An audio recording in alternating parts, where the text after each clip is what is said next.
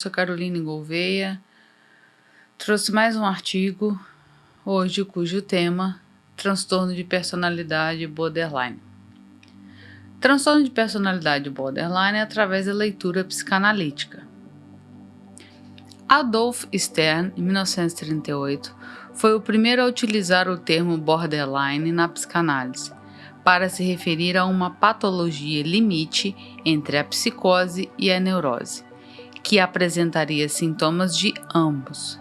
Stern afirmou que a terapia convencional não funcionava com esses pacientes, uma vez que sua questão central não eram os transtornos da sexualidade, e sim os distúrbios do narcisismo.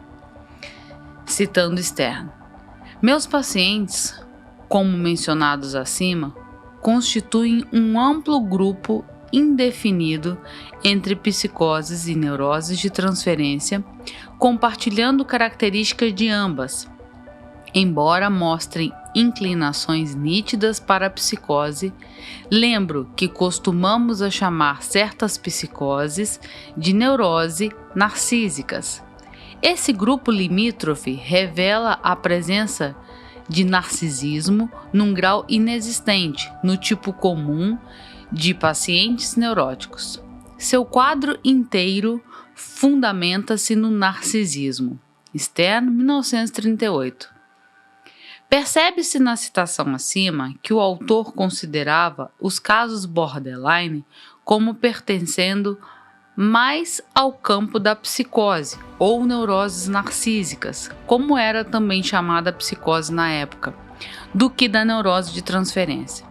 De fato, é comum considerar essa patologia como pertencente ao campo da psicose. A psicose, no entanto, ao contrário desta, falha no teste da realidade, ou seja, apresenta alucinações e delírios que não estão presentes na patologia borderline. Heigben afirma que tentativas ocorreram para definir transtornos que não se enquadravam nas neuroses e nem nas psicoses. São elas: esquizotimia, esquizoidia, pré-psicose, personalidade hebefrênica, psicoses marginais, paranoia sensitiva, certas personalidades perversas, personalidade psicótica, psicopata, personalidade como se, entre aspas, falso self e neurose de caráter. O termo borderline surgiu com Stern na década de 1940, porém este o incluiu entre os neuróticos. Hegenberg, retomando o pensamento de Bergeret, anuncia que foi Eisenstein, em 1949, que agrupou as patologias supracitadas sob o vocábulo borderline.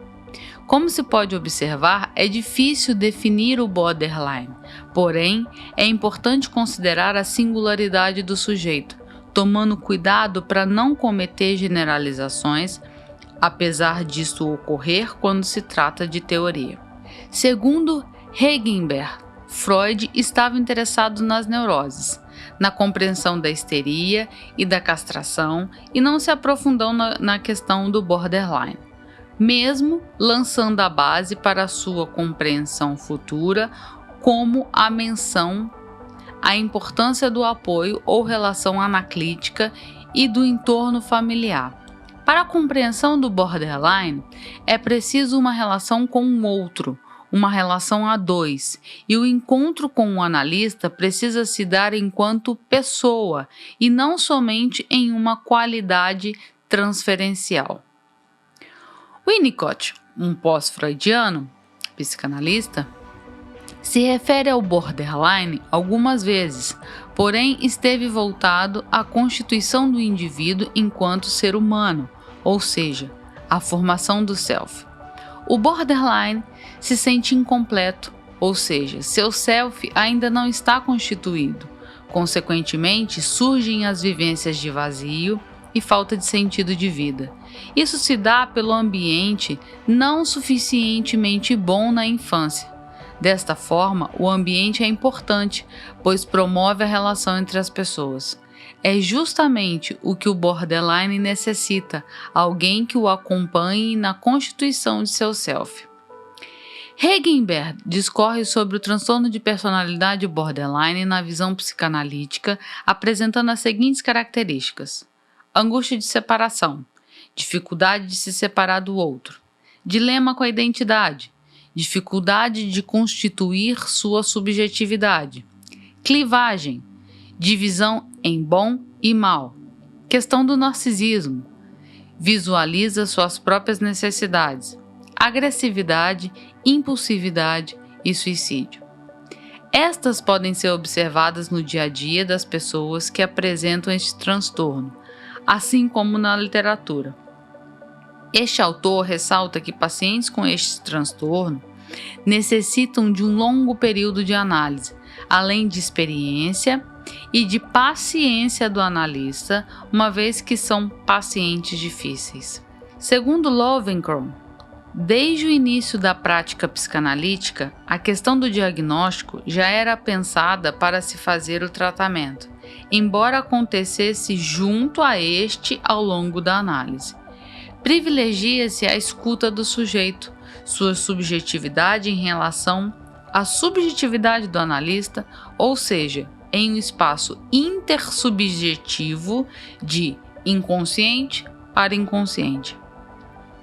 O paciente com transtorno borderline apresenta uma relação intensa com o analista, já que este funciona como objeto subjetivo para ele, ou seja, o analista está constituindo o paciente enquanto sujeito.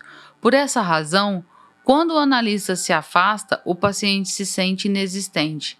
Em um processo analítico com pacientes com este transtorno, é importante que o analista esteja atento às necessidades do paciente de receber atenção total e, se isso não ocorrer, saber acolher e manejar a situação, pois isso pode gerar uma quebra de confiança na relação terapêutica.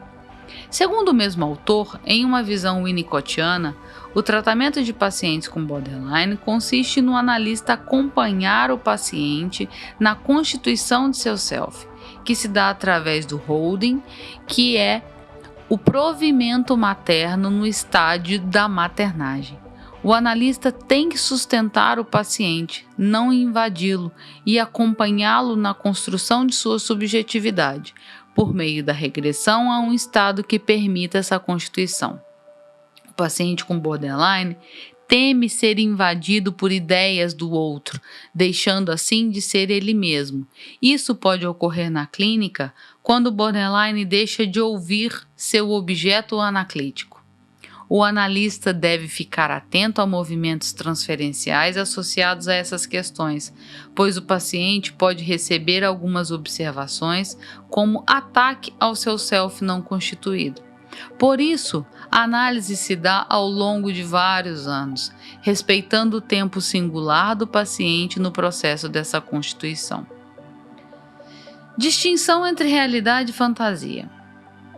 Para este modo de funcionamento, é muito difícil realizar a distinção entre realidade e fantasia, já que esses pacientes usam muita identificação projetiva. São pacientes difíceis de entender porque despertam contratransferencialmente sentimentos intensos no analista. O analista não prioriza separar no que o paciente relata se são dados da realidade ou não, e nem se são verdades ou não, pois parte do pressuposto de que se está na mente do paciente. É com isso que ele irá lidar.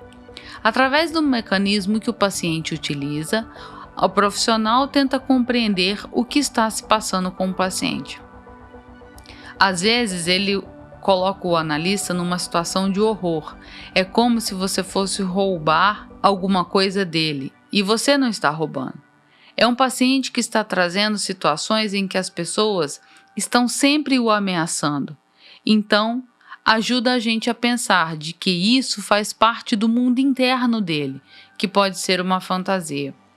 Alguns analistas dizem que é difícil distinguir realidade de fantasia, porque a impressão que dá muitas vezes é de que o paciente está sonhando, ou que a comunicação dele é sonhar acordado.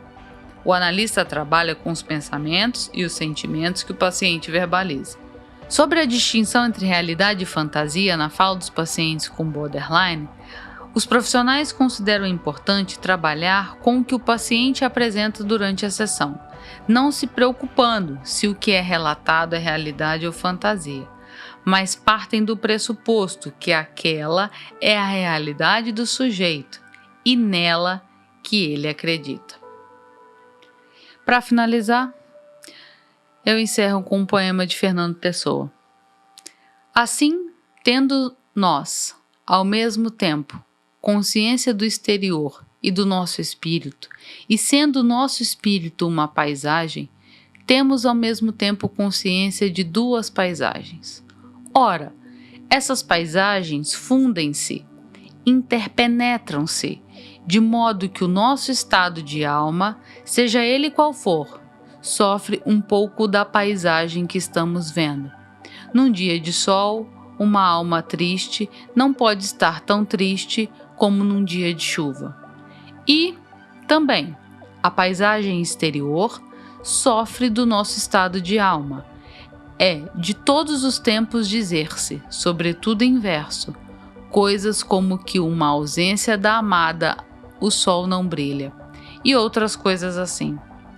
De maneira que a arte que queira representar bem a realidade terá de a dar através de uma representação simultânea da paisagem interior e da paisagem exterior.